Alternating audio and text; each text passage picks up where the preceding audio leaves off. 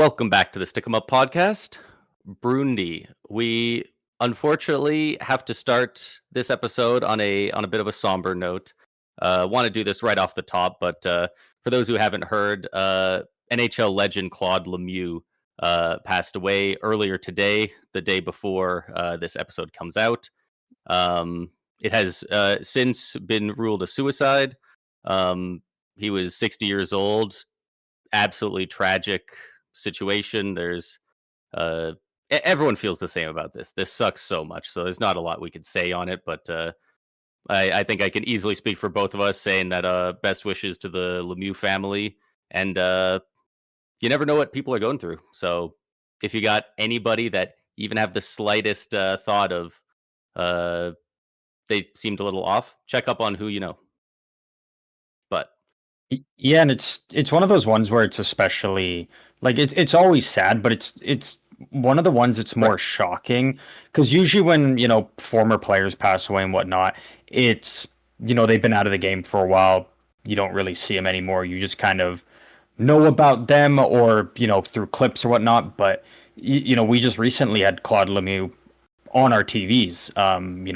Bringing the torch in like for less than a week ago. Yeah, on Monday for Game 3, Montreal Carolina brought the torch into Bell Center and was there with the crowd and crowd was loving it. And yeah, a few days later and he's gone. It just makes it hit that much more. It's just like, geez, like this is a guy that was just on our TV and now a couple days later it's just sad. Yeah, and it weirdly reminded me of for those wrestling fans who were in at the time, The Ultimate Warrior. He wasn't on WWE TV for I think it was like 14 years, and then he showed up and had this big impassionate speech as if he was dying at the Hall of Fame ceremony at WrestleMania, and then like literally the next day, I think he died within 24 hours. No, and it was was like of a heart attack, like something that's not that predictable. So it was crazy the way it went down. Yeah, he was inducted into the Hall of Fame, and then he appeared on Monday Night Raw. He did his speech, and then it was literally later that night, like 5 hours later. He passed away, and it's just like again, it's like, geez, like it's just those ones that again, it always sucks and it always hits hard, but like those ones just hit that much harder. It's just like I was like, it just makes watching on my TV, and yeah, exactly. Yeah, so thoughts out to him and his family, his son who had to unfortunately find him, and just anyone who was a huge fan of his. Because, it always sucks when one of those guys that you loved watching ends up going, and that's just how it is. But it doesn't make it any easier, right? Exactly, yeah. Bit of a somber way to start the episode, but it felt right to do it at the start, so we're just going to have to push on through.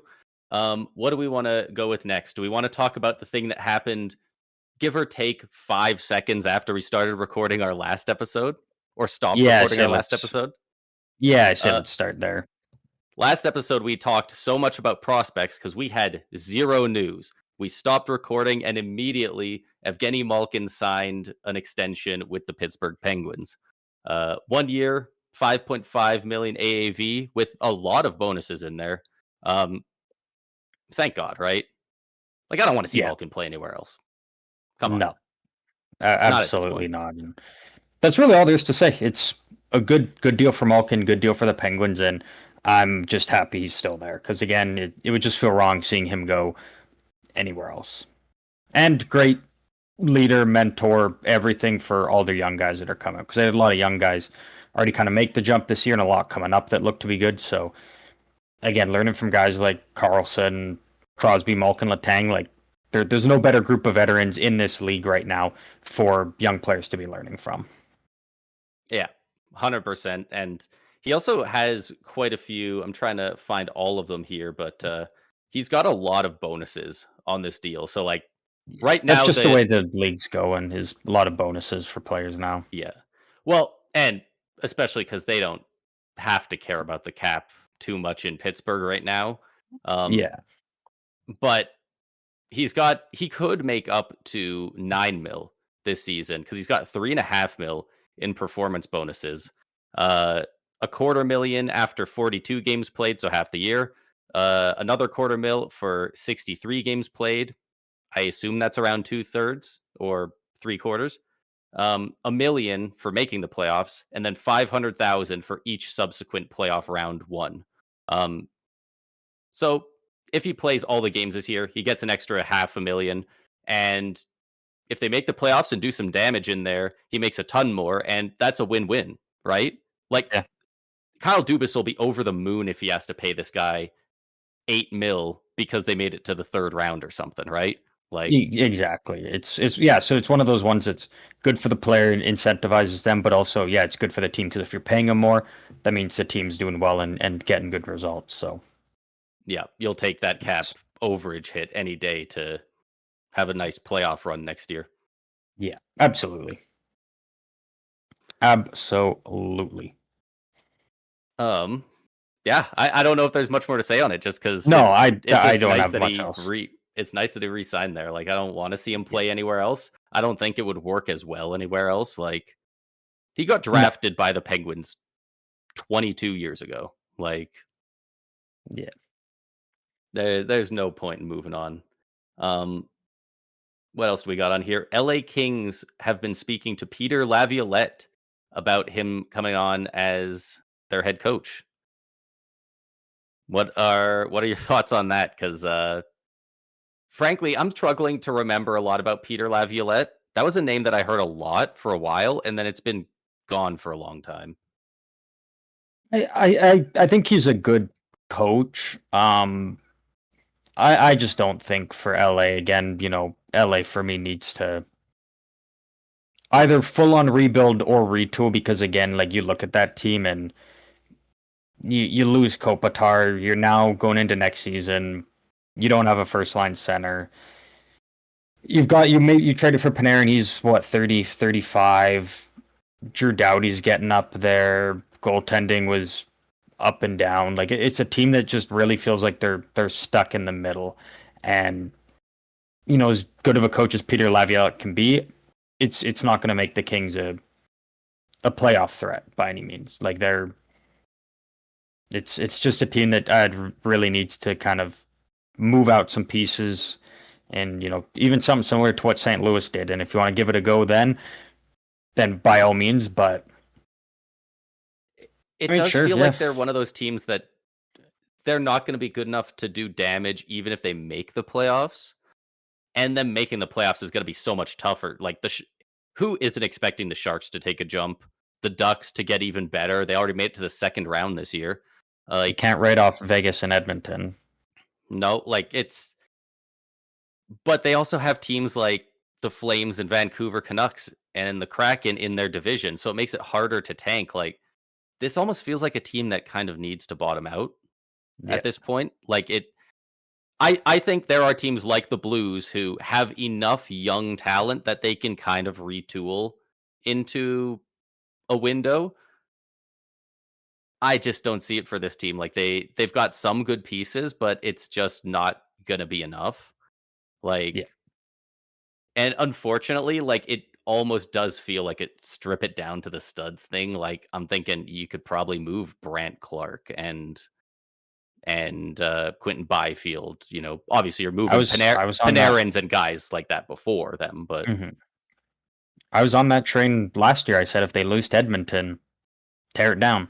And of course, then Kopitar says it's my last year, so naturally, the yeah, Kings kind of got to go all in with him for one more year. But I said it last year, and I'll stand on it. That, yeah, the Kings need to go through a deep retool or a just full on rebuild.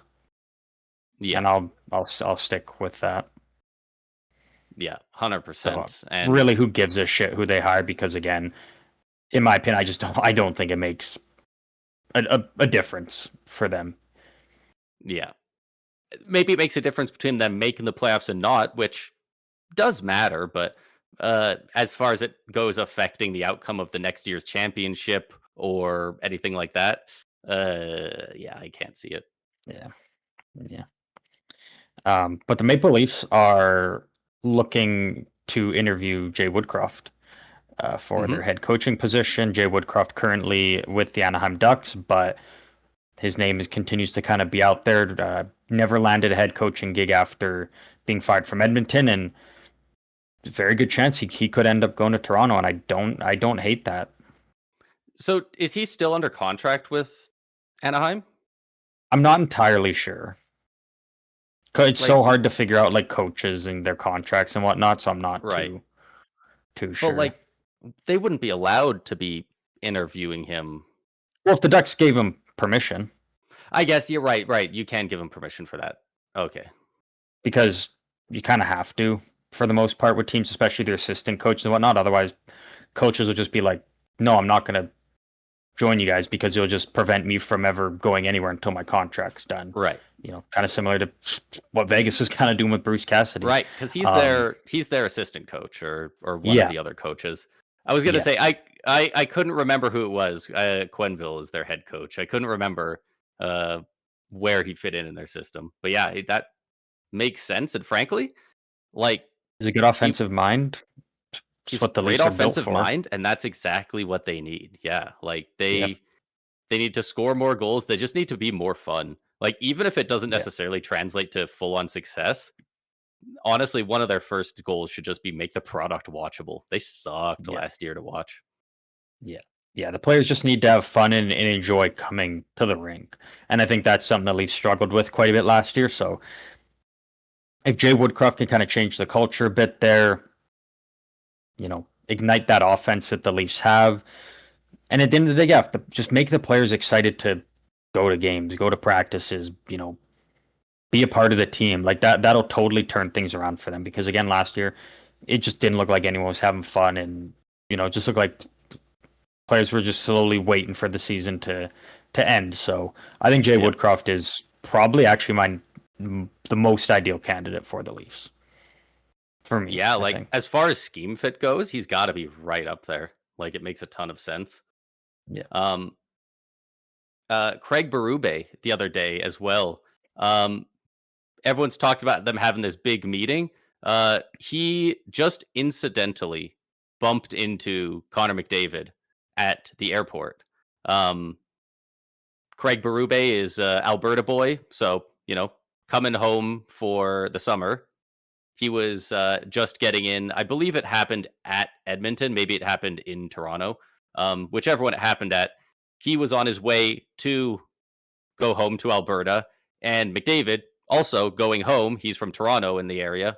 He's from Ontario, so he was heading over there for the summer, and they just happened to meet up I didn't at hear the about airport. that. That's So cool. they apparently they were there for like 2 hours, just like at like airport bar, just like talking.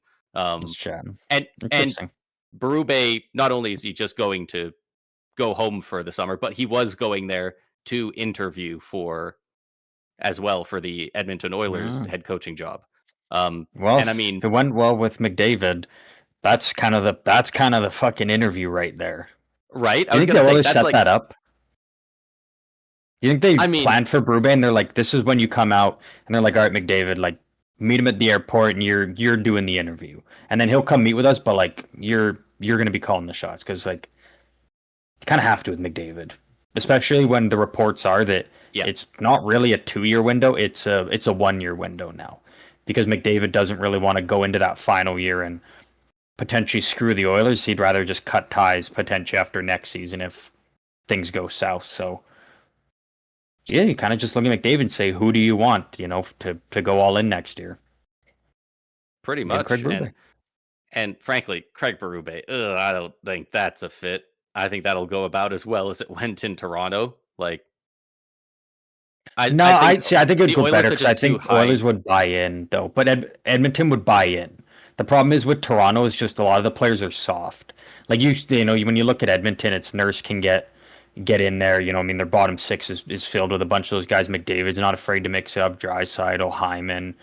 But when you look at Toronto, it's like it's just a lot That's of players that are pretty soft, and Berube couldn't get through to I them. think But they could do the physical aspect. I don't think they have the guys to do the defensive aspect of it. I think they would buy in though when they realize like we either got to or the season's going to go south and McDavid's gone, and then none of us are winning a cup here.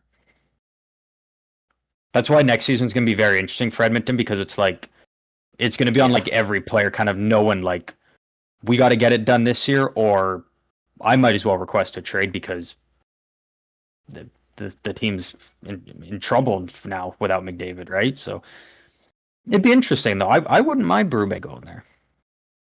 Do you think McDavid has to pay for any meals when he's on the road this year? Like, because we know a lot of teams. I mean, he probably will because it's McDavid, but everyone's probably going to be offering to pay for him. Like, not just on the Oilers, but like we know plenty of teams meet up and like have a ton of guys from both sides like all go and have like dinner together and stuff. Like these guys all know each other.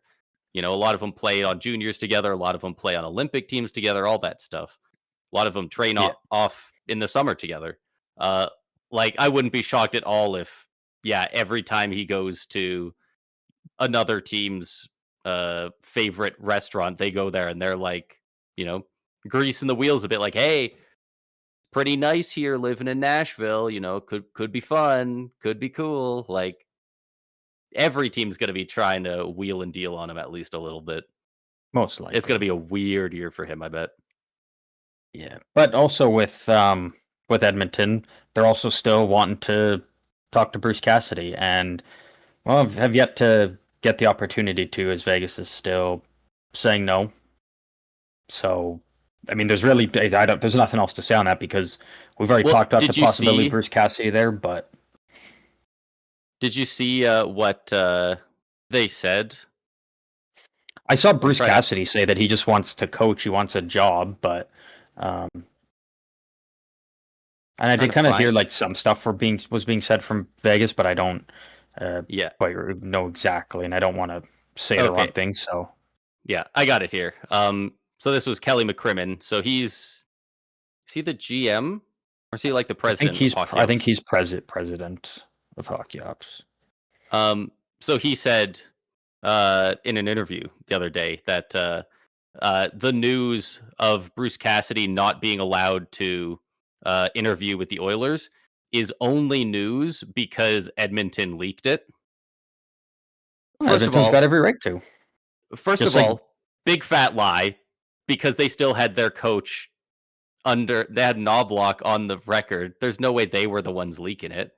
Second, it was clearly Bruce Cassidy or his agent leaking it because they want the pressure on Vegas to let him do it.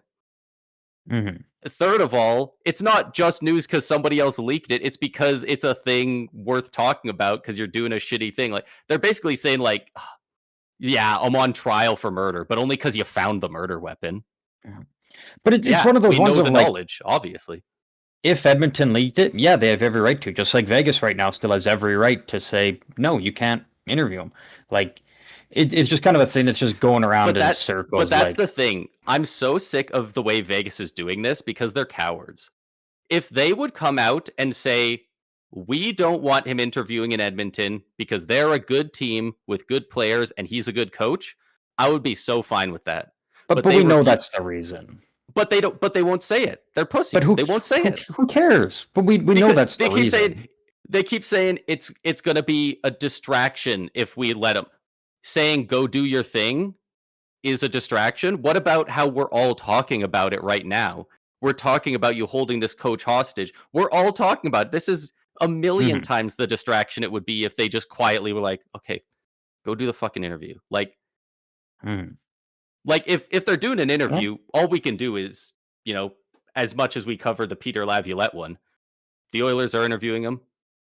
We'll see how it goes. Like, there's nothing else you can say until he gets hired. And even then, it's just a thing that's just going around in circles with these teams that there probably won't be an end to it until the playoffs is done. And then we'll see if Vegas finally lets them or if they're really just going to double down and be like, no, you're never going to interview him. Or it's, maybe they win the cup and it's like, all right, now go interview with Edmonton. Like it's getting to a really interesting point because this is kind of uncharted territory.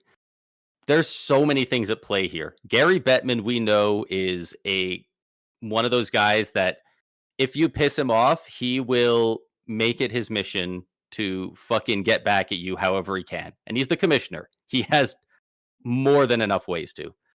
But not only that, he's nearing the end of his time in the NHL. We don't know how long, but we know he's in the back quarter, surely, Yeah, right? absolutely. So, like, if he wanted, he could go some type of scorched earth. I don't know what that looks like. I'm not saying he will, but Vegas has pissed him off with this media stuff all end of regular season with Tortorella and now into the playoffs to the point where he fined Tortorella and took a pick. They appealed it and he immediately said no, they both stand. So he's not happy. And now they've got one of the most prolific head coaches in the game going on TNT being like, I would love to coach in the NHL, but I can't because the Vegas Golden Knights are holding me down. So, like, that's bad press. He's not going to like that, but Vegas is also in the finals. Like, you can't say, like, it's not some team slumming it, doing all this annoying shit. It's a top team. That just adds another wrinkle of, like, dude, if they win the cup, Bettman's going to be pissed. Like, not that much. He probably likes Vegas as an idea, but he certainly doesn't like their management. There's so many different moving parts that just make this a very unique situation that we haven't really seen before. Well, that's not entirely true because where Vegas is at is very similar to what the Dallas Stars did. And the Dallas Stars last year, after going out in round 3, they waited until every team that was looking for a head coach hired someone as a new head coach for them, and then they fired Peter DeBoer. They waited until being like, we can fire DeBoer now because nobody needs a head coach and everybody's got their guy, so we don't have to worry about him going to team A, B, or C or whatever. It's very similar to what Vegas is doing. I'm sure if other teams wanted to reach out to Bruce Cassidy, maybe say, yeah, sure. But with Edmonton, they're saying no because they're going to try and wait out Edmonton. It's either you go out and you find someone else and then you don't get Bruce Cassidy, or you wait on him and maybe you never get the chance to. And by then, all the other coaches are gone that would be options for you. It feels very similar to the way the Dallas Stars handled the Peter DeBoer one. And again, it's it's a little bit different because it didn't like actively be like you can't go interview and whatnot, but they waited until there was no jobs available, and then he had to wait all the way through the year until he got the chance to go to the Islanders. It was interesting because theirs was so covert the way they did it. Like, we both knew at the time they were doing it, but I feel like not everyone was saying it the way they are with this situation with Vegas because they hadn't fired him yet. And they didn't hire a new guy in Dallas. But Dallas was in that special situation where they know they're going to fire this guy. They want to do him dirty. And they know the next guy in line is within their organization because they hired from within, right? No, they grabbed him from Edmonton. But again, it's one of those ones of he had just been with the Oregon past. Right. And it's one of those ones, again, kind of like the Jay Woodcroft thing. You offer a head coaching job, 2 guys, an assistant coach somewhere else, he'll fucking jump ship in a heartbeat. Because those opportunities barely become available in this league. There's 32 jobs in the world. For new guys, at least, if you're a Peter Laviolette, I mean, you just can stay in the league forever. But I was going to say, I had to look up his hockey DB when you brought him up because I thought he had been out of a job for like 4 years and was getting back in. I didn't realize he head coached the Rangers this year. Yeah. How many games with the Rangers? 82. It says on here anyway. Maybe. I thought he got fired. Oh. He might have. Honestly, the way they set it up, I wouldn't be shocked if... Well, no, he's only got partial on some of these. I don't know. I felt like I hadn't heard his name in years, but it was just because he was doing badly with the Rangers recently. But he recently won a Jack Adams, didn't he? No Jack Adams awards. His only award was in 98-99 in the AHL. He won the Louis A.R. Pieri Memorial Award. No idea what that is. Awarded to the outstanding coach in the AHL, voted upon by the AHL broadcasters and writers. So basically the Jack Adams. Don Cherry won it in 73-74. So there you go. But yeah, well, I don't know. We'll just keep watching Edmonton and Vegas go in circles with Bruce Cassidy and see what maybe comes from that, or if Edmonton finally just says, all right, we won't take him, we'll go somewhere else, and hey, maybe it's again, maybe Berube sweet talk McDavid enough to where McDavid says, I want this guy. If this is going to be my last run with the Oilers, this is the guy I want running the ship. Could be interesting. Frankly, if I'm McDavid, I'm thinking like, do you hold a handful of practices and like maybe you give the guy some time off? We're at the end of May, right? So maybe you give him June. You let the July 1st go by. Figure out the roster a little bit more. Maybe like late July. Do you just, instead of hiring a coach, do you just have all the best free agent coaches come in and like you just like try a couple practices with different guys, maybe like see if they've got chemistry before making a hire? No, because like McDavid's got 1 year in this place to do it, and like that's what I'm saying. I think McDavid's going to call the shot on who's coming in as the coach. Very similar to how he's the reason that Knobloch came in the first place, and that worked out again well. I'm kind of surprised that they fully fired Knobloch because again, back-to-back Cup Finals, a goal away from forcing overtime in Game 7. This year could have been a deep run for the Oilers again, but it's just the injuries. Do we know it's who fired him? Impossible to say. Who fired him? Who makes that call? Is that a team call? Is that? That's the higher ups. That's the GM and president. Do you think it was Stan Bowman? Like, do you think it was Stan Bowman trying to take heat off of himself for an abysmal year? Absolutely. He made so many bad moves for the roster, and now he's making bad coaching decisions just to try and take the heat off of him. And like, man, that org's got to get that guy out of there. Like, so many of those moves have been just brutal, just bad. Yeah, you're absolutely right. They should be thanking their stars that McDavid's given them another year at least. Yeah.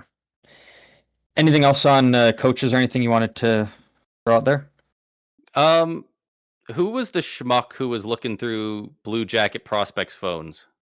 Babcock. Babcock. Have you heard the rumors? Was that what Toronto? Oh no, that was Columbus. Never mind. Yeah, that was when he got hired in the offseason and fired in the preseason in Columbus.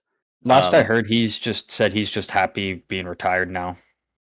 There's some rumors that he is not the front runner, but in the pool of coaches that the Toronto Maple Leafs are looking at. No chance they bring Babcock back. Which is ridiculous because they are the ones who fired him for being a huge tool, right? Like, I get it. Marner's gone. Okay, that's not the only guy that he was being a dick to. Like, I really hope we don't see Babcock back to the league. Like, the amount of people being like, you don't believe in second chances? He had one in Columbus and didn't even make it to Game 1 before he got caught. Not being a bad coach, being a bad person. And they fired him for that. You know how bad of a person you have to be to get fired for bullying and shit in the NHL? Carter Hart might win a Stanley Cup in a week. Like, I don't think Babcock will be back in the league. I know people are always like, oh, I don't, just full on meltdowns about the thought of him coming back. And it's like, I don't think he will. Yeah. I think it'll be out there and, people will throw rumors and start shit. Like, there's a fucking... I could create a Twitter account, have 0 followers, tweet the most randomest shit. Millions of people would believe it and be like, "Oh fuck, this is happening," and then, boom. So I also thought he was never getting back into the league before, and then no, I figured after Toronto there'd still be one more. It's kind of all right, one bad situation, but like he's out for a bit, he'll be back and he'll be better, and then. And again, with the coach with the pedigree of Babcock, you take the chance of. Well, that's the thing. It'll be better, but we just saw Quenneville in Anaheim. Maybe there's other teams looking at him going. Other teams might have him crossed off, but what if we are the smart ones and bring him back in and like? The game's already passed Babcock by, I think, though. Yeah, I completely. He's one of those coaches that the game's just passed him by, and. Any interview would immediately, I think, would just end in like, yeah, we're not hiring him. Hey, you know what? I hope you're right. But I'm pretty confident. Again, I'm not like fully guaranteeing it, but I'm pretty. The more I'm thinking about it, I'm wondering if it was Edmonton. I don't think it was him going back to Toronto. I think it was Edmonton. One of those two. So Edmonton would. I think McDavid if it's would even a shut real that down. rumor. Either way, that's all the coaching stuff we have, I believe. We'll keep posted on that and see if any of that changes. Ryan Lindgren laid a pretty indefensible hit on Evan Bouchard at the Canada-US World Championship game. Is that it? The World Championships? It pisses me off that I'm pretty sure the IIHF and the NHL don't work in tandem, so he's not going to get suspended NHL games, because I really wish he could be for that. He can get suspended IIHF games though, which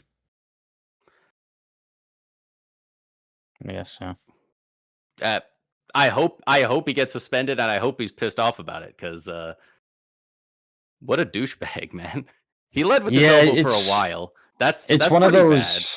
It's one of those hits that, like, it's a dirty hit, but it's also a hit that I think every minor hockey coach that is coaching in divisions where there's hitting, they should be showing this to their players, because Bouchard does the one thing that every player is told from day one of contact to not do, and that is have your head down and just fucking watch your pass and be like, that's the sickest pass ever. Your guy sees you there, not looking, and you're vulnerable to get hit after just dishing off the puck, you're going to get fucking tagged. And unfortunately for Bouchard, that's, what happened. Again, it was a dirty hit, but part of the blame, again, I don't ever love putting blame on a guy that got injured, especially, knocked out, but part of the blame is on Bouchard. You got to be aware of your surroundings and not just staring at your passes.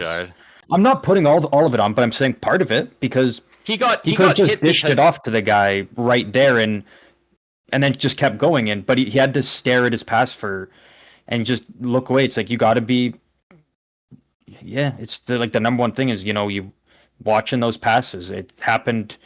I can't remember who it happened to earlier this year, but behind their net, and they dropped it back and immediately turned their head around to watch the pass. It's like, boom, you just get tagged. I remember that hit as well. I also don't remember who it was. But. And again, it's like, that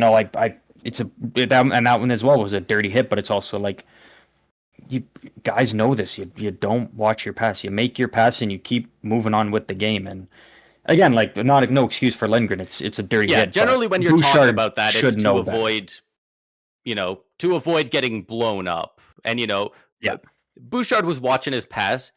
It would have been fine if he got knocked on his ass, blown up with a big hit. But yeah, Lindgren just bringing up the elbow. He had the elbow up for so long before the hit. Like, he only ever intended to hit him with the elbow, which is just so bad. And I think what did the most damage to Bouchard was hitting his head afterwards on the ice. It looked like he hit his head pretty good. And I think that potentially also could have been avoided if he knew the hit was coming. Again, like, he was still going to get an elbow to the head regardless, but he maybe could have protected himself a bit more. But again, it's tough to say, but it's one of those hits, I think, that should be shown to a lot of young hockey players and be like, this is why this is an avoidable situation. Well, not entirely, because you can never control what. Yeah, because you can never control what someone on the other team is going to do. Like, if they're dead set on, I'm going to elbow in your head, there's nothing you can do, but you can, try and put yourself in better spots to not get injured. And again, a big thing is keeping your head on a swivel. That's the biggest thing. And again, just not staring at your pass, because more often than not, it's usually not going to end well for you if there's a guy coming in to hit you. Yeah. But again, like, still dirty hit, though. Like, there's absolutely no reason to be laying that type of hit. Yeah. In a 0-0 at the time game, I'm pretty sure it was 0-0 at the time. Maybe it was 1-0. I think it was 1-0, but might have still been IIHF. Like, I love, man, God, I wish we could have that reffing in the NHL. Like, they saw that, they didn't have to review it. They just immediately were like, yeah, no, that's 5 in a game for sure. He went through his head. Like, it's crazy that NHL refs would have had to have a discussion about that. Yeah. Well, in the NHL, you got to, though, because millions of dollars are bet on every game now. And so they always got to review but as they much wouldn't be doing as it possible. They wouldn't be reviewing it to to confirm what they know, they would be having a real conversation of maybe this is only 2 minutes for hit to the head or something, you know? Well, no, But it would be 5 because of the injury. Anytime there's a hit that results in injury, it's it's always 5 games. Not like always, because like sometimes guys are faking it and the refs see through that. But again, Bouchard was like out cold. There's no. Sometimes refs just make up rules. Did you see them make up a rule on I think it was game 4, Habs versus Golden Knights? When one of the Habs and Canes. Habs Canes. One of the Canes players got speared. He got speared in the nuts. And the ref immediately blows the whistle, but he's like, they immediately go and have their ref huddle, and they're going, okay, so he speared him right in the nuts. But that's an automatic 5.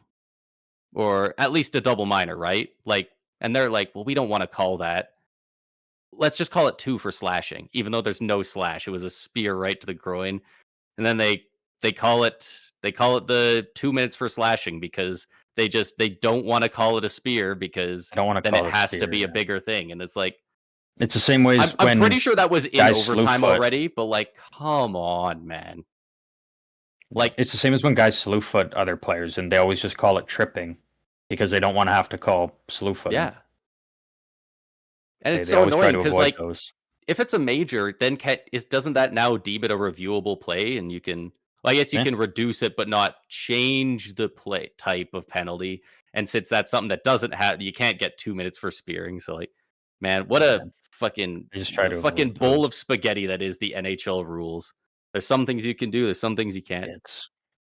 Good God, Gary. It's a bit of a mess. Get on rewriting. We should rewrite the rule book. We should rewrite the rule book and tweet it out and be like, we did the work for you. Just use it. Just use it. Here you go. And then we'll like hide some really funny rules in like the fine print. Anything else before we dive into some playoff talk? No, I think I'm good to get into the playoff talk. Well, what series would you like to start with here? One is still ongoing and one is done. Might as well talk about the one that's done, because I feel like that's going to be a shorter conversation. Wow. The Avs got rinsed, man. Like, I don't even know what to say. Yeah, I picked Avs in 5. I'm just going to throw it out there. I think I picked them in 5 as well. I almost gave them 6. Didn't think they were getting swept the other way. The Colorado Avalanche got fucking swept. And there's, again, in my opinion, zero excuses. I know people say McKinnon's injured, Makar, don't care. You shouldn't. I don't care. I don't care if they didn't play a single game all series. You shouldn't have gotten swept. I was gonna say, if you lose the series, that can be your fallback, right? But like, to get swept when you had a 3-goal lead going into the second in one of the games, no less, you couldn't take one. This team legitimately should at least be able to take one game, fully, if they don't have Makar or McKinnon, and they know that the whole time. Like, the Avs had 9 more regulation wins on the season than Vegas did total wins. Like, credit to Vegas. They've been incredible since these playoffs started. Annoyingly so, but Anaheim, how many games did Anaheim take out of them? 2? I think 2. That series went 6, right? You're telling me your two Utah, wins worse? Like, are the Avs worse than those teams without Makar and McKinnon at 100%? Apparently. Like, they came in with a game plan for how to take on the Avs, and they fucking whooped them. And it's crazy looking at the Western Eastern Conference Finals, and these are the 2 biggest dominations we've seen in a series. Like, it's insane. What happened again? Most people picked Colorado to go to the Cup Final, and Vegas just manhandled them to the point where, Colorado had a third period lead, and Vegas just ripped it away and then won it in regulation there. Colorado's got a 3-0 lead after the first period in Game 3. Vegas drops 5 unanswered. They hold them in Game 4. to 1 goal. That's now all 3 series, Utah, Anaheim, Colorado, where when Vegas closes out this series, only 1 goal is scored against them. It was Utah was, I think, 5-1 in the final game. Yeah, 5-1. Anaheim was 5-1, and then Colorado 2-1. Like when they're closing out series, they're doing so in more of a defensive style. So it's at least shutting down the other team pretty well. And yeah, Vegas, third time in 9 years it is going to the Stanley Cup Finals. Insane. Yeah. Insane. And this is why sports betting is so popular right now, just because this is why they're pushing it so hard and advertising like ridiculous, because they make so much money off of it, because the amount of people going, okay, well, the Avs are a shoo-in, if not to win the cup, at least to get to the finals. And you watch the first 2 rounds and you're like, I'm feeling phenomenal about that. Don't know what the hell happened the last 4 games, but they're done. Like, a team can look so dominant, and then just they run into the team that says, nope, fuck you. And that you just have to take it. Like, sometimes you just run into a team that just kills you. And it's crazy. It's absolutely ridiculous that they got manhandled so much after an incredible Stars team didn't even get to 7 games because they got beat by an even better Minnesota team. And then that team got only 1 win against the Avs. Like, the Avs looked so good. Like, I cannot believe how different I don't even know round what 1 and 2 what Avalanche happened. are. Yeah, to the point where Vegas outscored Colorado in this series 14-7, so a 2-1 ratio. Less than 2 goals a game for the Avalanche over 4 games seems ridiculous. Yeah. Like, how many times this year did they score 7 or more goals just in any single game? Probably at least 5 or 6. At least, yeah. That's crazy. And we'll obviously talk about Vegas a bit more later on, because we do know, as we will get into the other series in a bit here. But if Carolina wins tomorrow and that series ends in 5 games, the Stanley Cup Final will begin on June 2nd, which will be Tuesday next week. So Tuesday's episode next week, that'll be our full Stanley Cup Final preview and everything. If Carolina, well, I guess it kind of potentially could either way, unless we get a Game 7. And if we get a Game 6 or 7, I can do your hand things, freaking knobs out there. June 4th, the Thursday, will be the start of the Stanley Cup Finals. So basically, Tuesday's episode next week will either be Stanley Cup Final preview from us, or we're talking about a Game 7. So Tuesday, Stanley Cup Final preview. You got something to look forward to at the beginning of next week.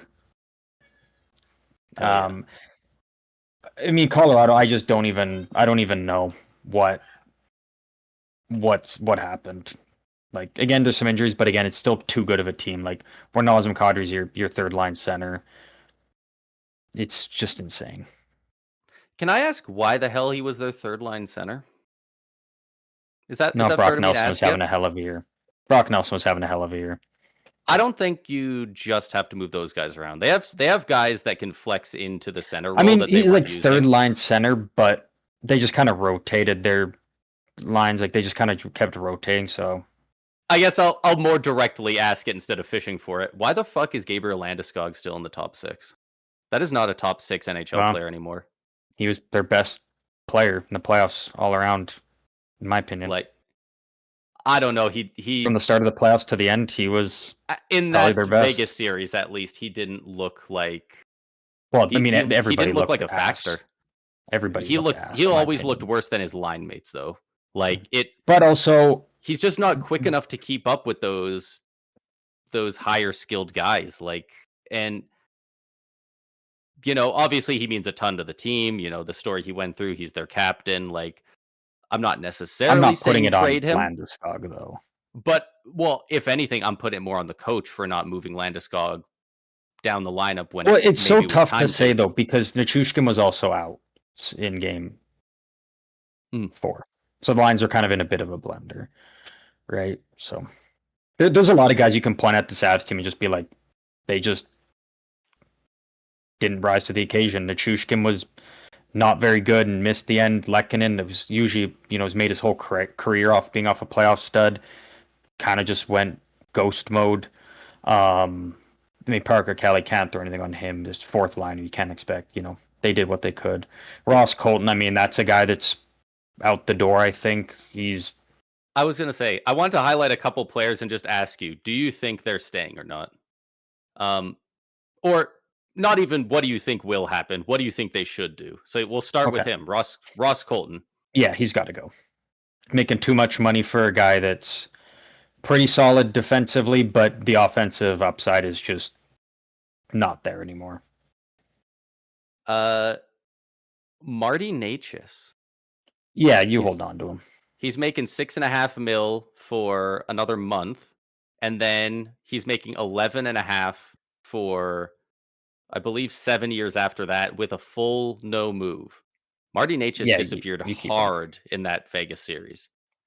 But again, so did so many guys. Is there even part of you that thinks maybe they should move off of that big cap hit before the full no move is kicked in and they're locked in on that guy?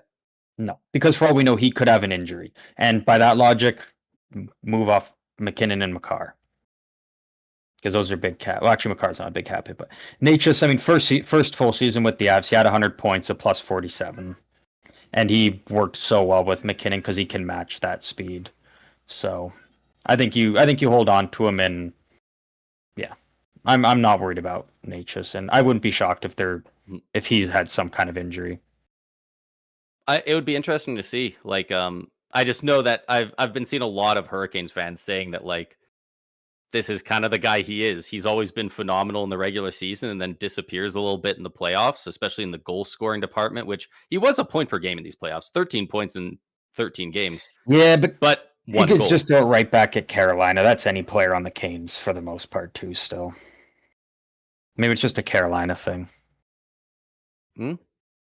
Well, he didn't show up when they needed him here, but you know what? He, like you said, he got 100 points. He had 100 points in the regular season.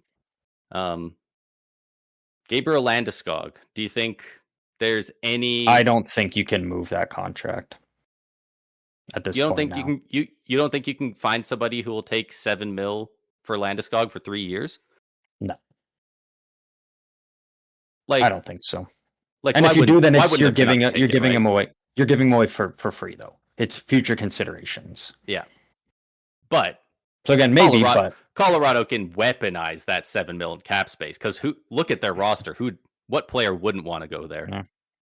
Right? Nah. But I mean, there's something to be said for the intangibles that he brings. It's not like he's a bad player. He's just maybe not worth the $7 million. Yeah. Nicholas Waugh, do you think they bring him back? Yeah, I mean, he's under contract for next year. That's a solid third line center, penalty kill guy. Yeah. Oh, right. I guess in their case, fourth line center. Yeah. That's pretty embarrassing amount of riches to have him as your fourth line center. Logan O'Connor. I keep hearing his name. People say they should move him. A lot of Avs fans specifically saying like we need to move this guy. He's not worth the money. Do they know that he's making $2.5 million? It's tough to say. He only played 13 games this season in the regular season, and then plus, like he's a fourth line energy PK guy, but it's really tough to say because again he missed quite a chunk of this season, so I don't know what to make on him. I still can't believe there's so many Avs fans wanting him out. Like they have him for so long at only $2.5 million, and obviously this year, like you said, he was injured, but before that, he had 4 years in a row where he had 20 or more points. 2 of those years he hit double-digit goals. The other 2 years he had 8 and 9. A decent amount of those I know are short-handed points, like a but depth it's guy. The NHL now. It's the what have you? It's not the what have you. But it's the way the NHL works now. It's not the what have you done for me. It's the what have you done for me lately. I guess, but he was injured. Like, you got to assume that player's still there. But you got to assume he's going he to do missed the that whole next year. season, and then all of a sudden, boom, Parker Kelly on the fourth line just dropped 21 goals, 35 points. And his ice time did not move. The previous year, 1244 to 1242. So his ice time per time per game actually went down consistent. 2 seconds, and he went from 8 goals, 19 points to 21 goals, 35 points.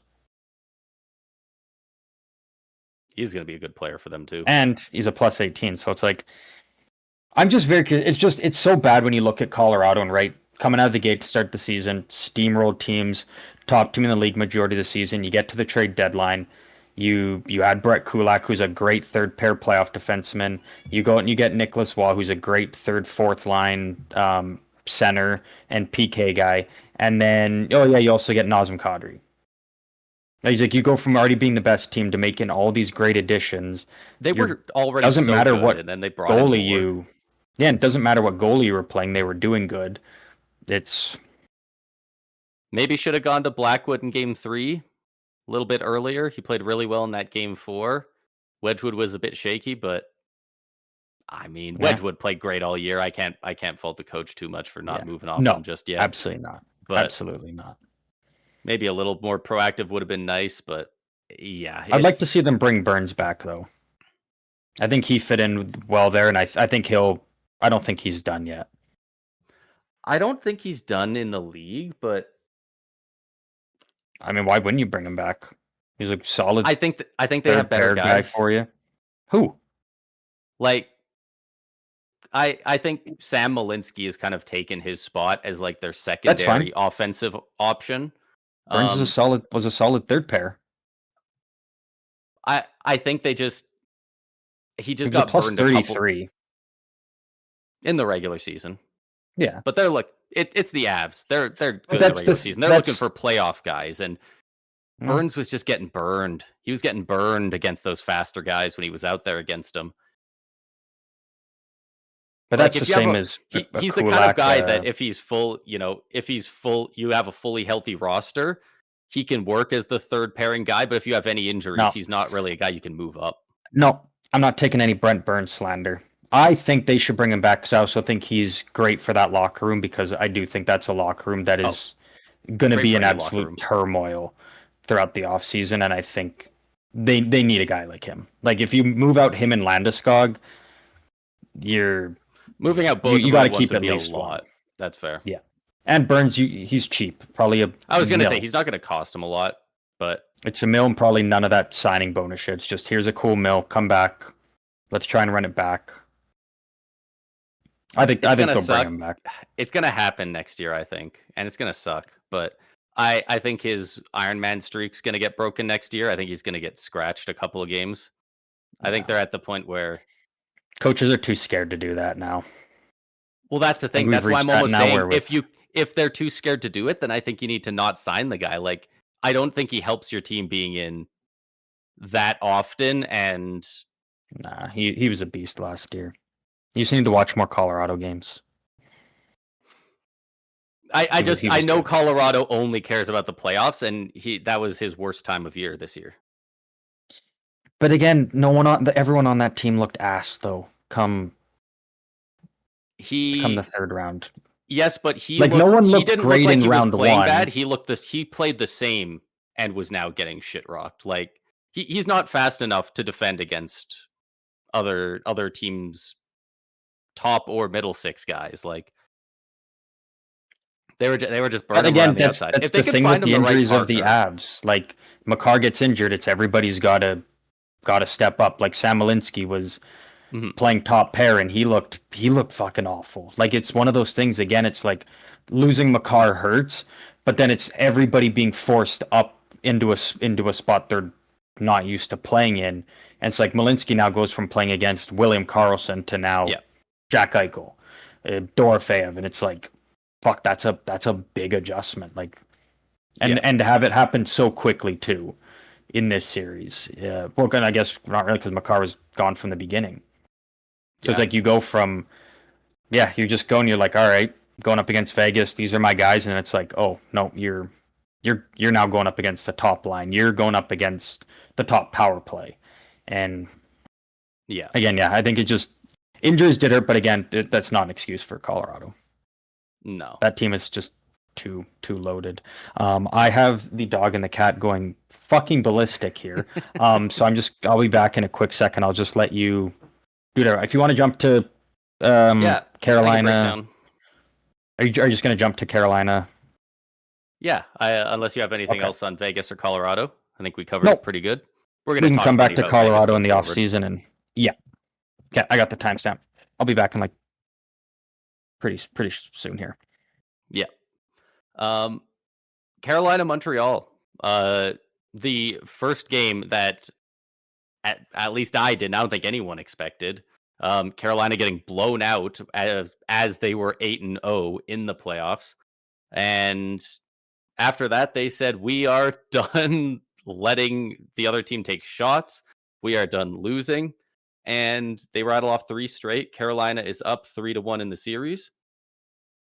Man, they looked so good. They might have been more dominant in that game 4, which Freddie Anderson, nice little shutout for him. That might have been more dominant than the 8-3 win that the Sabres had over Montreal in the second round. Like, I think that was game 6. Man, just this scheme that the Carolina Hurricanes play, where they take so many shots and they get into on the rebounds and they make stuff happen and they just clog up all 3 zones so well. And they just kill plays in the neutral zone. They do not let the other team take shots. Like the Montreal Canadiens, I believe, I should probably look this stat up, but they had the least shots over any 3-game stretch in the playoffs from games 2, 3, and 4. I think they had 46 shots over those 3 games, something like that. Like, it's been absolutely ridiculous. And I don't know how this Canadiens team beats the Hurricanes while they're playing this way. Like, I do know the stat you're referring to, and I have it here. So beautiful. Montreal set an NHL record for least shots in a 3-game span in the playoffs with 43. 43. The Carolina Hurricanes had 43 shots alone in game 4. Like this, that's Montreal crazy. fans might not like this. I'm kind of coming back in halfway through this, but it really feels like watching men against boys. It feels like that, doesn't it? Like, it really does. And it's, again, it goes back to what I said, like, this is supposed to be the Western Conference Final, the Eastern Conference Final, you know, what should be the 4 best teams in the league kind of battling out to go to the final. This is just 2 ass whoopings. Realistically, Carolina probably should have swept, but again, I think that rest actually kind of hurt them, and you go that long without playing in Montreal nice and fresh. Well, not fresh, but still in that game mentality, and kind of backs always kind of up against the wall in those close series. Carolina's just put the fucking boots to them. Like, it's been a while since we've seen a series look this dominant. Well, maybe out of nowhere, I guess, because, you know, the Kings got walloped pretty good by the Avs, but we all expected that, right? But even then, like, some close games in that one. Yeah, like in these, and in this one again, too, you know, close the Habs games, do have a win. There are 2 overtime wins for the Canes in there, but you look at the shots, you watch the game, and you go, like, they are lucky as hell that they got to overtime. And they're just getting forechecked into oblivion. Like, the Canes forecheck, they're just hammering the defense on the Canadiens, and Lane Hudson especially. Anytime he gets the puck, he is looking over his shoulder. Like, you can tell he is not having a great time going and retrieving those pucks. And that's exactly what they have to do. A team that's this fresh with that much break in between games and they had 2 sweeps and the other team had 2 7-game series. Like they had to play that style to ensure victory, and that's exactly what they've done in games 2 and onward. My two biggest takeaways from game 4, so the most recent one,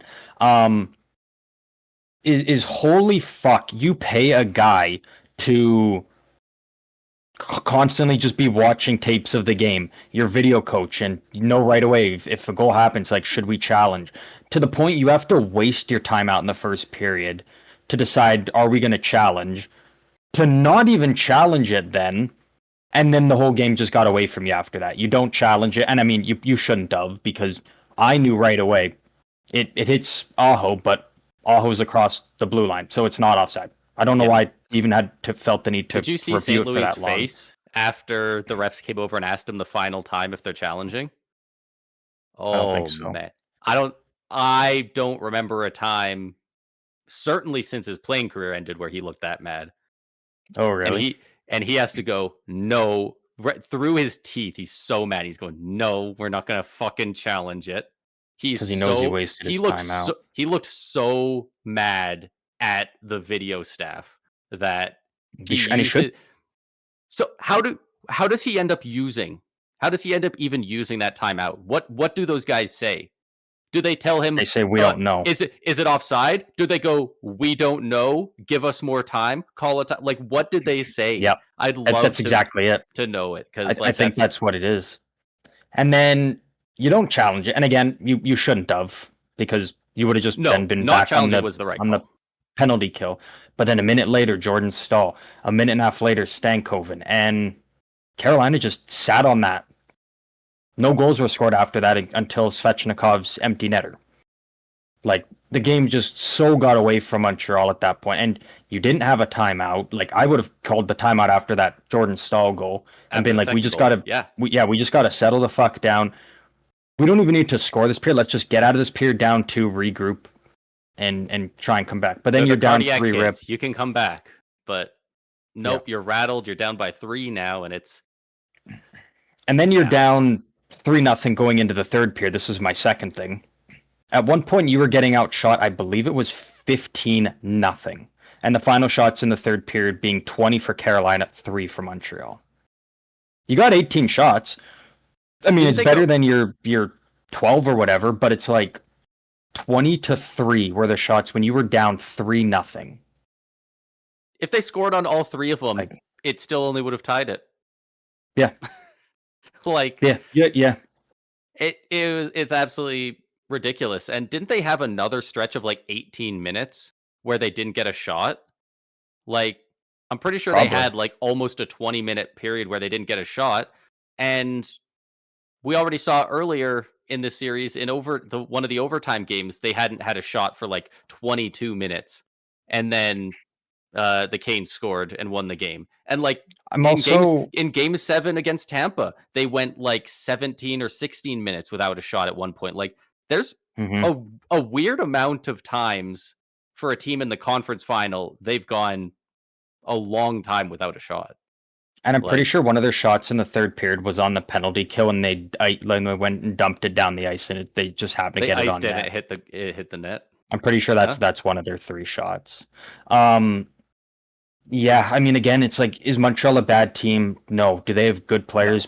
Yeah. Have they been getting stellar goaltending? Yeah. It's just they're just completely outmatched in this series, and maybe it's a combination of the rest is really starting to show for Carolina. Maybe all the playoff hockey the Canadiens have already played is starting to take a toll, maybe. But at the end of the day, Carolina's just the way better team in this series, and Montreal just can't keep up with them at this point. And I think if you're Montreal, you learn from this, and now you have that more experience, because again, the experience is a huge thing for Carolina in this series, and there's going to be a lot of good takeaways for Montreal from this series, but this is just Their goal going into these playoffs was to not be the team that is okay just being there and losing in round 1.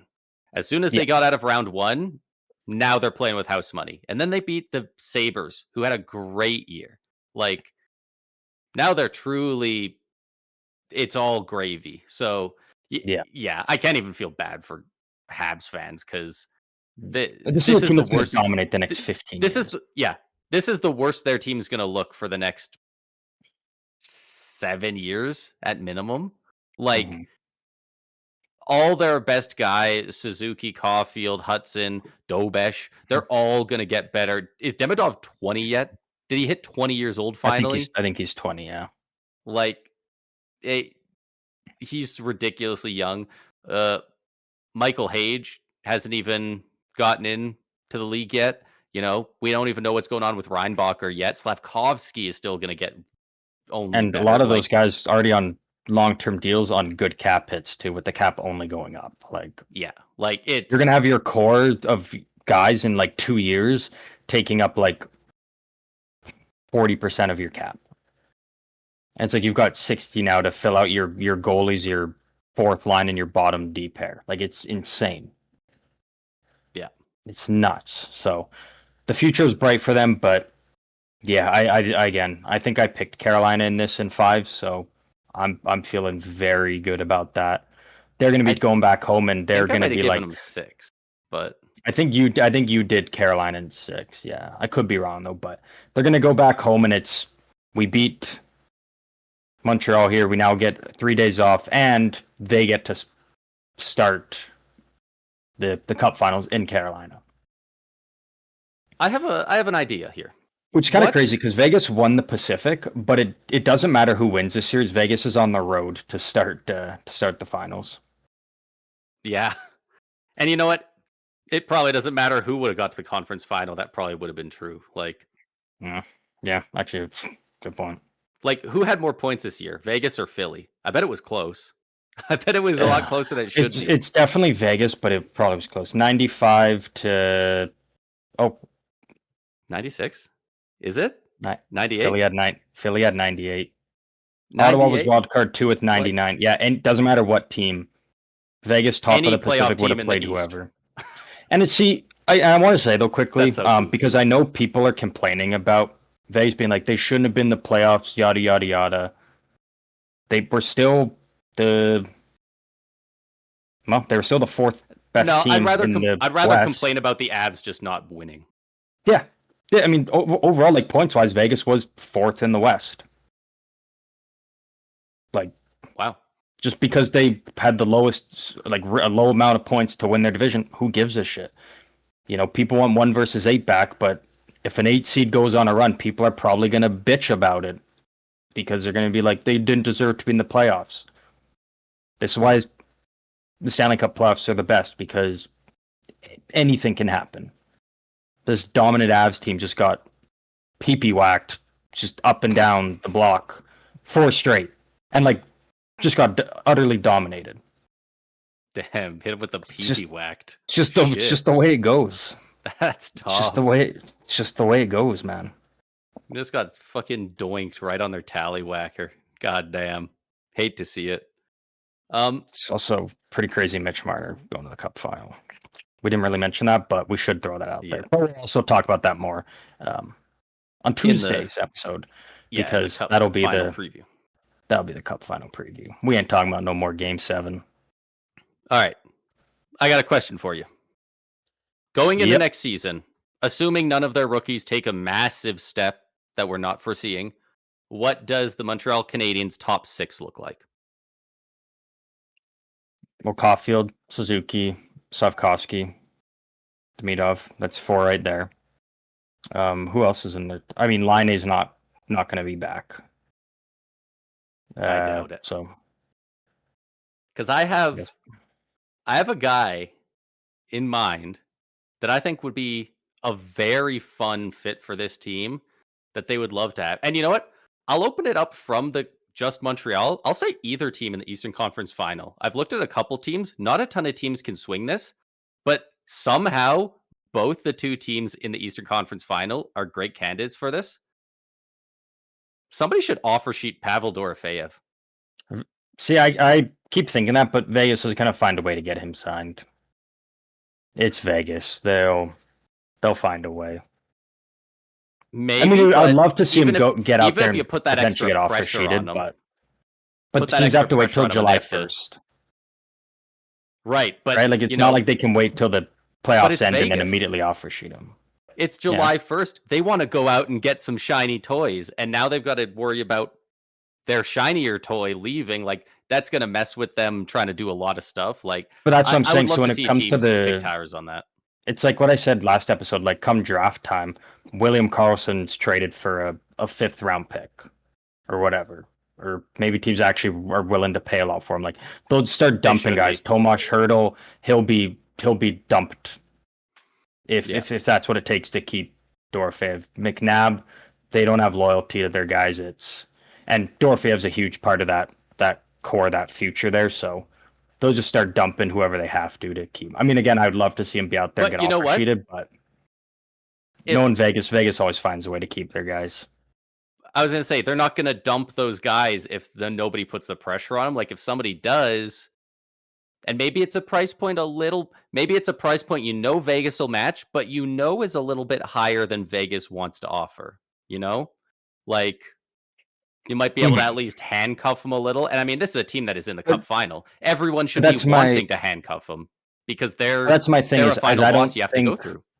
I don't think he gets to July 1st unsigned is my biggest thing. Again, I would love to see it. I'd love to see offer sheets. You think he extends before even then? Oh, yeah, okay. Yeah, I think they get him signed before. I don't think they run the risk based on the season he had. Like they're gonna he's gonna get a big contract, but yeah, I don't think they're gonna run the risk of letting him get to free agency. Yeah.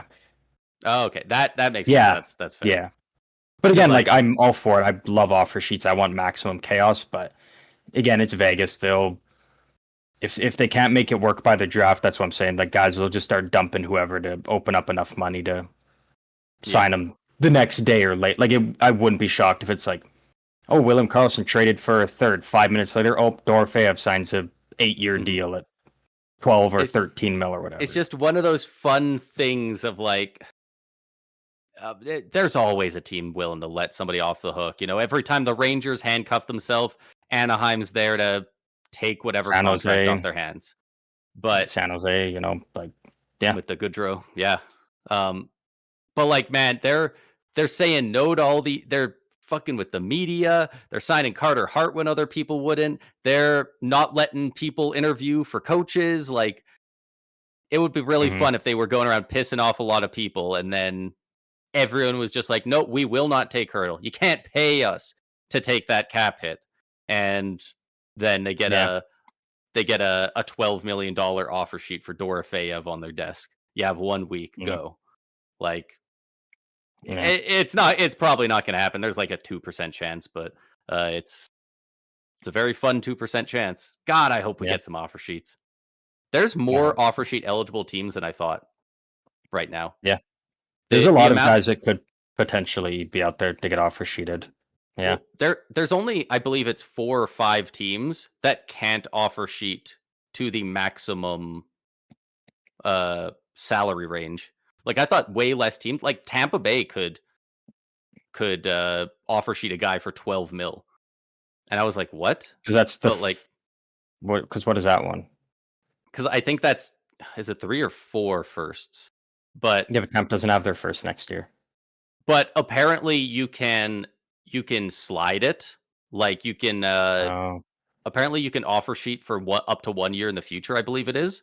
And then so like if you have all your picks after next year, then you can, which is why there's so many more teams than I thought would be able to. Unless they just have it laid out really weirdly on Puckpedia, and maybe I'm just misinterpreting it. I believe that's how it works, but maybe I'll brush up on that going into the off season here, because it's always a good time to talk about offer sheets. It's one of the most fun interactions that can happen. So of course we don't get to see it happen very often. But Carolina up 3-1 on Montreal. Just looking like the much better team. Game 5 takes place tomorrow, so we'll see what happens there. And then again, probably for by Tuesday next week, we'll be talking about the Cup final matchup. Starting getting to our closing segments here. As always, everybody knows we love to wrap things up with a fun game. Do you have anything else you want to? If you got anything else, I was just about to ask. Just one final thing. I figure we might as well. Predictions. Game 5? Yeah, Game 5. Habs, Canes. Who do you got? Do you think Carolina. You don't think Carolina. the Habs are going to take one more? No, I really don't.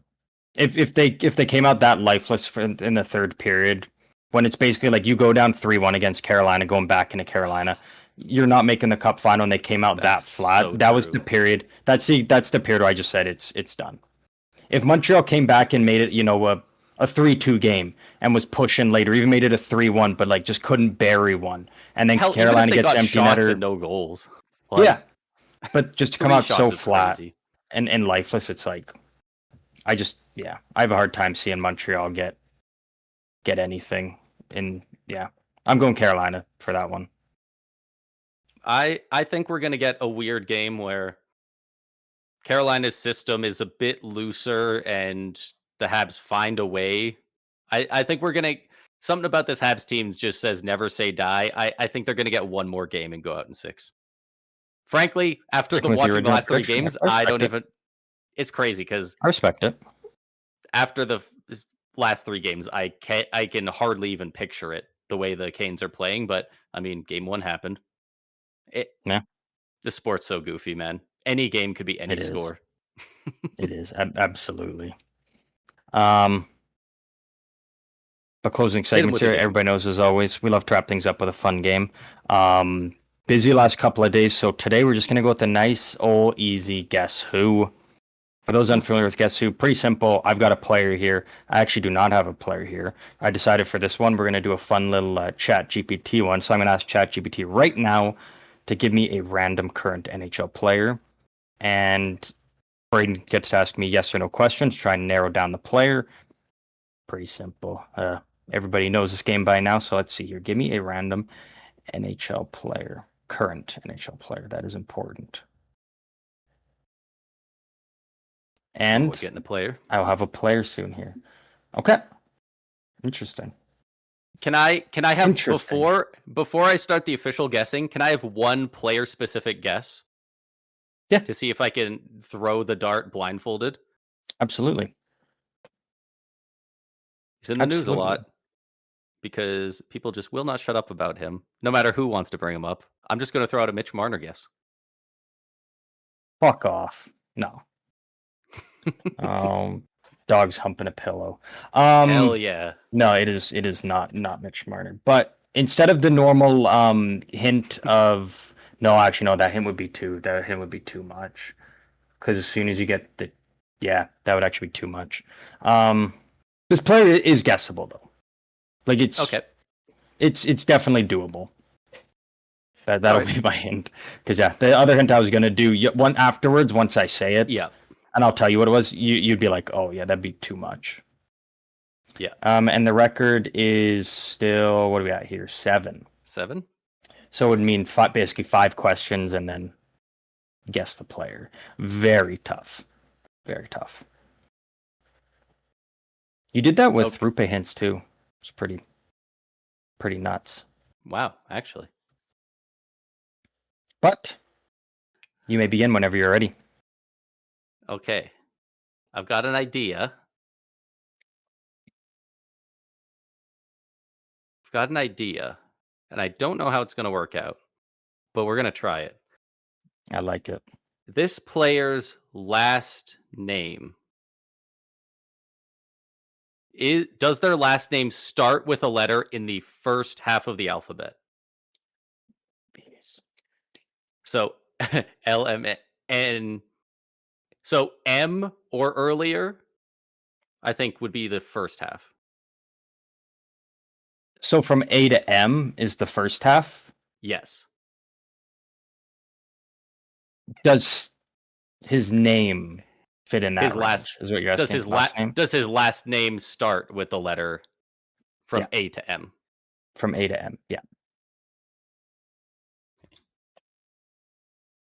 A to M last name. It's an interesting first question. I like that though. I was thinking about it, and I was like, maybe if I can narrow that down a little, and then like... I like that. It's interesting. Something outside the box. See, now I'm wondering, like, is it worth like, should I really narrow down that last name, or should I start going for other stuff? Good question. Does their does their last name start with the letter G or earlier in the alphabet? No. It is no A to G. So it's between H and M. H and M. HIJKLM, and that's it. Yeah. It's crazy how hard it is not to just say LMNOP like it's one word. Yeah. Oh, dude, it's so tough. It's a single syllable. Just like when you're Okay. counting numbers, it's hard to not just have a fucking stroke when you get to 6 and 7. Apparently.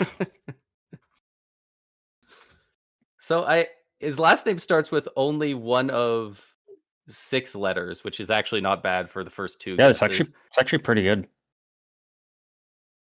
I need more specifics about this player. Do they make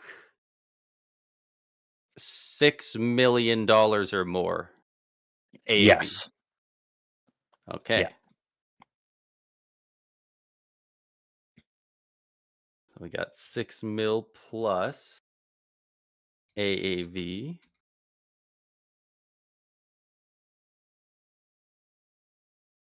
Are they They sure in do. the Western Conference? Yes.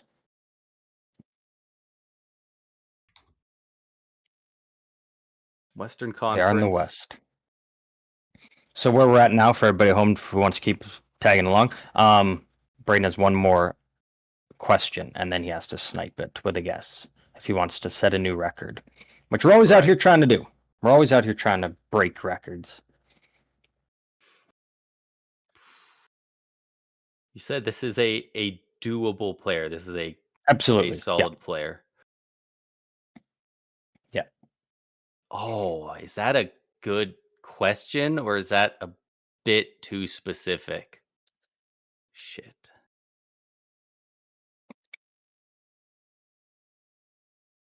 It's up to you.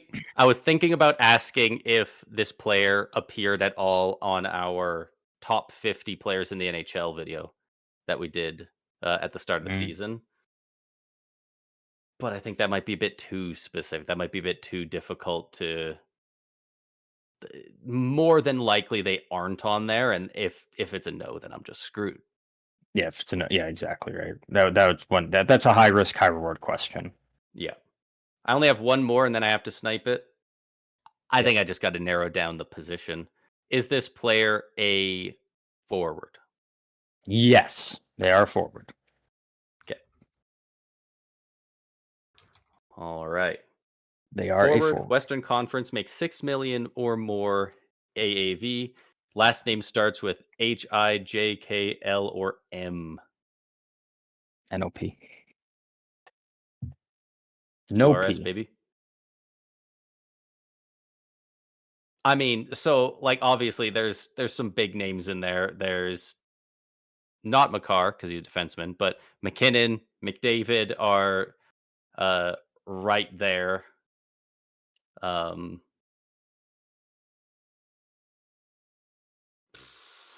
Mhm. I'm trying to think There's of a still lot a of lot other of ones. players though, yeah. I'm trying to think like there's not a ton that last name there starts with like I, J or L. There's a couple K's, quite a few M's, not a ton of H's. Like honestly, like maybe K, but it probably starts with M. I'm thinking an M. Thinking of them. Okay. I'm trying to think of anyone who qualifies for this that isn't McKinnon or McDavid, but it it might just have to be one of those two. How much does Michael McCarron make? Oh, he's like Kaprizov, a mill. Kirill Kaprizov. He makes a ton of money. He could be right in there. It could be any of these guys, and there's not really any differentiating without any more guesses. So I just kind of got to launch a guess. Let's go with Nathan MacKinnon. It is not Nathan MacKinnon. Now I'm going to give you the hint that I was thinking of. Okay. No, it wasn't McDavid or Kaprizov either. Okay. I'm going to give you the hint that I was thinking of giving you beforehand. This might get you to him pretty quick. This is a player that we talked about quite a bit on a recent episode.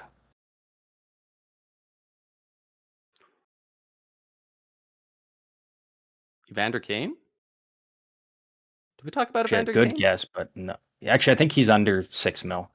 I thought he might make $6 million exactly, but he might be at like 5.5 or 5. Yeah, I think he's like 5.5. Yeah, in Vancouver.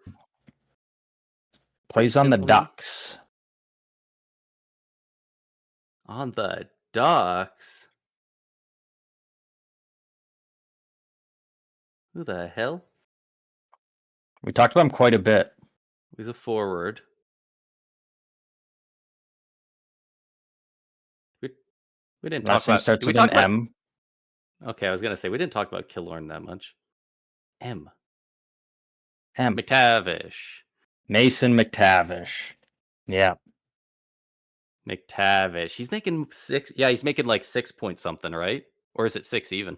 He's 7. 7 on the dot. 7. I wasn't thinking about guys that young. Damn, he's already got that big. Yeah, because you never had the age. Yeah. But you were right. You were on the right track thinking that like it's got to be a guy at M because there's a.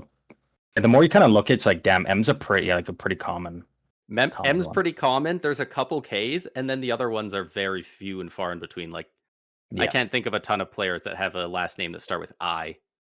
I don't know, Ivan. And that's because probably a big one we're missing, but probably. But no, I like you switch it up though, and you switch up the kind of questions though, and it puts you on different paths and gets your brain kind of thinking in different ways though. I like that though. I like that. It's fun to watch that. Yeah. There's a lot of different ways you can go about it. Absolutely. But we are at the end of the episode. We do want to thank all of you for tuning in once again to yet another episode of the Stick 'em Up podcast.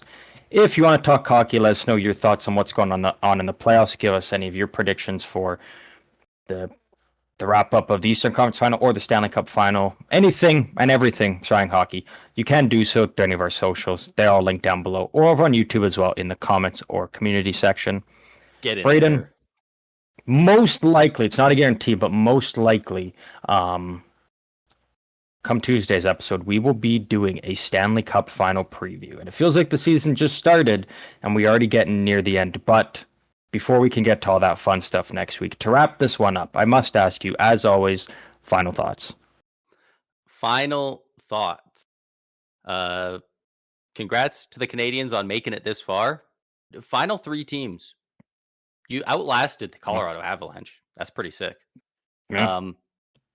Team's only getting better, and you know what? It's going to be a hell of a final, assuming that it is Canes versus Golden Knights. 2 defensive juggernauts, man. Defense wins championships, and I have no idea what those games are going to look like. It's going to be ridiculous. Both teams are going to have 45 shots, and the game's going to end 1-0 in overtime. Like, it's going to be ridiculous. It's pretty crazy considering how much of a laughingstock and kind of meme Carolina has become in the Eastern Conference Final over the last couple of years to now. They're 1 win away from getting over that hump and into the Stanley Cup Final. Like, it just goes to show it's just one of those cases where a team's a laughingstock until they aren't.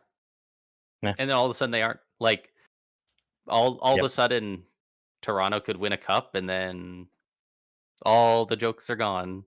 Right? Yeah, like can't use them anymore. Yeah, they're just done. The best team in the regular season very rarely ends up winning the cup. It's always hard to predict, and finally looks like Carolina is at least going to get back into the finals, which I think their fans deserve, considering the amount of teasing that they've gotten over the past half decade, almost getting there. They do. They absolutely do. Yeah, I'll continue to beef with them on Twitter and whatnot, but they absolutely do deserve it. They've been through it, so they deserve this this moment for sure. But that is it for this episode. One final time, we hope you all enjoyed. And as always, we will see all of you lovely, wonderful people out on the ice next week.